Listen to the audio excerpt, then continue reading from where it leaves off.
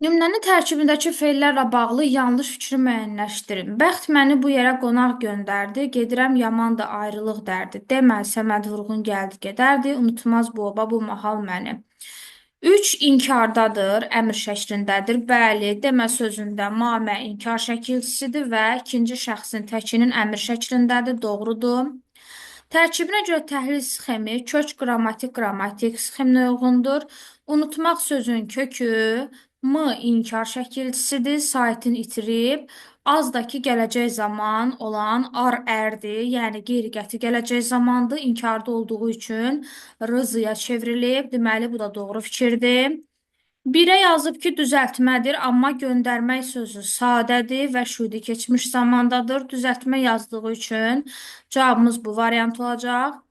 Gedirəm indiki zamandadır və birinci şəxsin təkində işlənmişdir, doğrudur.